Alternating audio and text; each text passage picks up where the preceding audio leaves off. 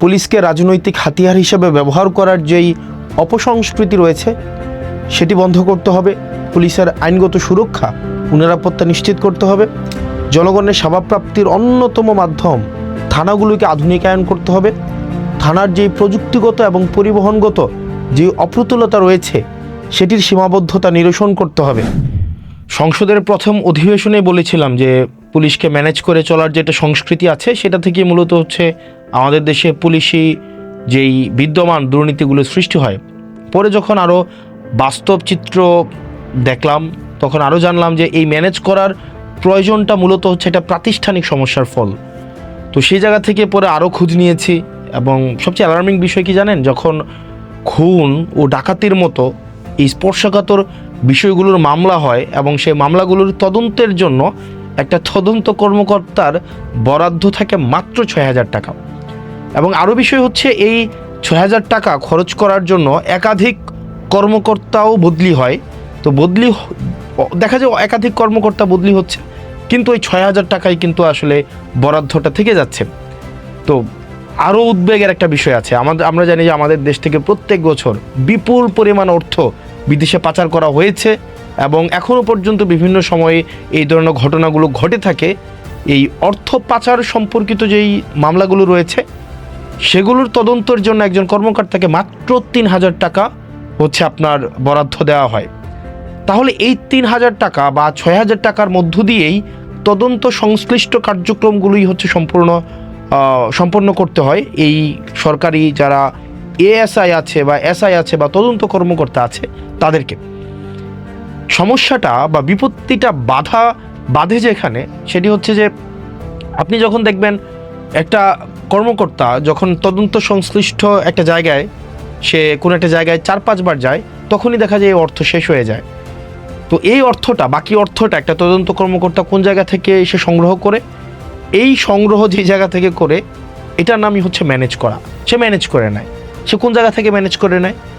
সে যে বাদী থেকে ম্যানেজ করতে হয়, অথবা যে বিবাদী থাকে তার থেকে ম্যানেজ করতে হয়, সাক্ষী থেকে ম্যানেজ করতে হয়, তাকে বিভিন্ন প্রক্রিয়ায় সেই বিষয়গুলো ম্যানেজ করতে হয়।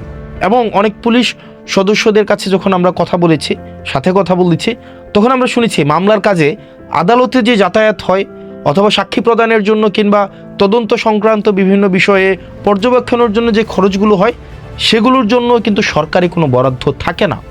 ফলে এসব প্রত্যেকটা ব্যয় এই তদন্ত কর্মকর্তাদের প্রত্যেকের নিজস্ব বেতন থেকে বহন করতে হয়।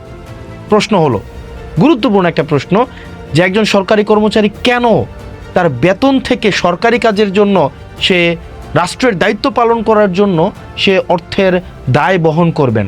আর বিশেষত কনস্টেবল, এএসআই বা এসআই তাদের বেতনই বা কত? একটা এএসআই বা এসআই কয় টাকা বেতন পায়? এই সীমিত বেতনের মধ্যে এই কার্যক্রম কতটা সম্ভব?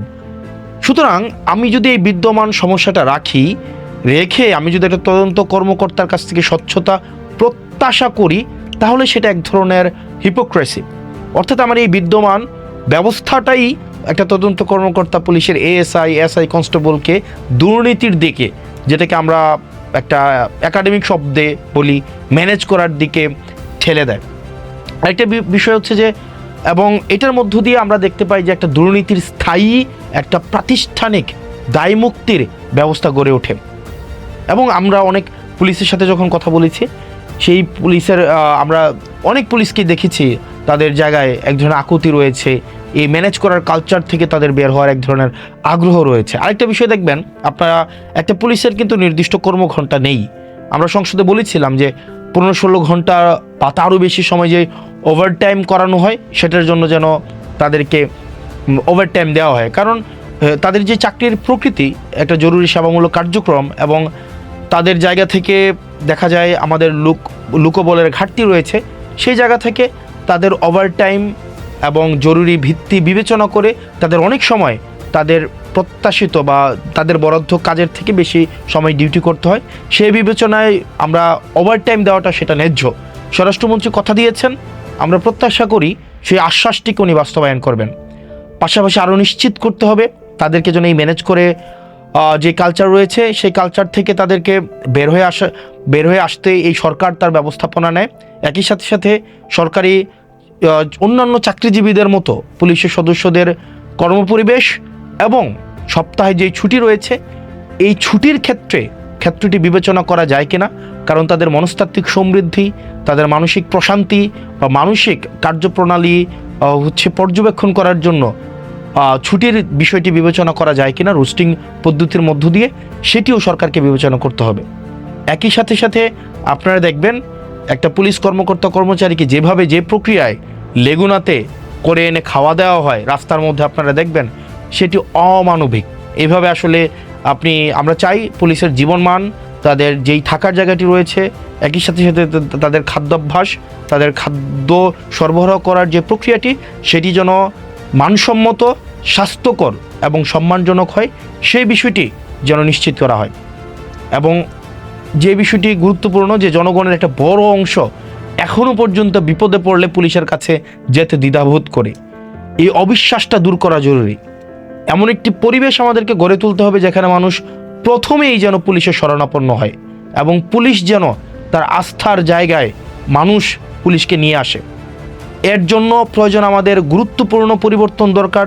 যেমন পুলিশকে আমাদের না বলা শেখাতে হবে এবং রাষ্ট্রীয় ট্রেনিংয়ের মধ্য দিয়ে সেটি নিশ্চিত করতে হবে আইন বহির্ভূত বা অন্যায়ভাবে কোনো নির্দেশ এলে তা প্রত্যাখ্যান করার মানসিকতা এবং সাহস পুলিশের থাকতে হবে। আপনারা জানবেন যে অনেক ক্ষেত্রেই দেখা যায় প্রভাবশালী ব্যক্তি বা মহল পুলিশের উপরে চাপ সৃষ্টি করে অনেক সময় বেআইনি এবং নীতিবিরুদ্ধ কাজ করতে পুলিশকে বাধ্য করে। সেই জায়গা থেকে আমরা চাই পুলিশ বের হয়ে আসুক, পুলিশ না বলা শিক্ষক। এমনকি এই জায়গাতে আমরা জনপ্রতিনিধি যারা আছি আমরা এই সংস্কৃতির বাইরে নয়, আমরা জেনে না জেনে চেতন বা অবচেতন মনে আমরা এই সংস্কৃতির অংশ হয়ে যাই। সেজন্য পুলিশকে আমরা চাই অন্যায্য, আমরা চাই না কোনো যেই জিনিসটা লফুল না এই ধরনের কোনো অর্ডার যেন তারা বাস্তবায়ন না করে। সেই জায়গায় পুলিশের না বলার এই সাহস এবং পেশাগত সততা পুলিশের থাকা উচিত। পুলিশকে অবশ্যই আমরা একই সাথে সাথে এটাও বিশ্বাস করি যে পুলিশের অবশ্যই সরকারের ঊর্ধ্বতন কর্তৃপক্ষের আইনসম্মত নির্দেশ পালন করতে হবে, এটাই শৃঙ্খলার ভিত্তি। তবে বেআইনি নির্দেশ মানার কোনো ধরনের বাধ্যবাধকতা থাকতে পারে না। কারো বিরুদ্ধে সুনির্দিষ্ট অভিযোগ বা গ্রেফতারি পরোয়ানা থাকলে আইনানুগ ব্যবস্থা নেওয়া হবে, এটাই স্বাভাবিক। কিন্তু আইনের বাইরে গিয়ে কাউকে বাসা থেকে তুলে নিয়ে আসা হবে, গ্রেফতার করা হবে, গুম করে ফেলা হবে, সেটি কখনোই গ্রহণযোগ্য হতে পারে না। এই অবস্থান যদি আমরা পরিবর্তন করতে চাই তাহলে পুলিশি সদস্যদের প্রত্যেকটা সদস্যদের আইনি সুরক্ষা নিশ্চিত করতে হবে এবং সেটির জন্য আমাদের ঐক্যমত্য প্রয়োজন আছে। এই অবস্থান অবশ্যই পুলিশ যাতে বেআইনি আদেশ প্রত্যাখ্যান করার ফলে কোনো ধরনের আইনি জটিলতার মধ্যে না পড়তে হয়, কোনো ধরনের হয়রানির শিকার যেন কোনো পুলিশ সদস্যকে না হতে হয়, সেই বিষয়টি ওই সরকারকে নিশ্চিত করতে হবে। একই সাথে সাথে এটিও নিশ্চিত করতে হবে মেধা ও যোগ্যতার ভিত্তিতেই পুলিশের পদায়ন ও পদোন্নতি যেন নিশ্চিত হয়, সেটিও সরকার যেন নিশ্চিত করে। পুলিশের পেশাগত স্বাধীনতা ও আইনি সুরক্ষা নিশ্চিত করা এটা আমাদের সবার অঙ্গীকার। আমরা চাই পুলিশ স্বাধীন এবং সুরক্ষিতভাবে তার পেশাদারি ভূমিকা পালন করুক। আমি একজন জনপ্রতিনিধি হিসেবে আমি যখন মাঠ পর্যায়ে কাজ করতে যাই আমরা দেখি রাষ্ট্রের পলিসি বাস্তবায়ন করার ক্ষেত্রে পুলিশের ভূমিকা ফিল্ড লেভেলে অনস্বীকার্য। তো সেই জায়গা থেকে এই যে আমরা পুলিশ সংস্কার কমিশনের কথা বলছি, এটি শুধুমাত্র পুলিশের নিরাপত্তা দেওয়ার জন্য নয়, এটি শুধুমাত্র পুলিশের অধিকার যথাযথ বাস্তবায়ন করার জন্য।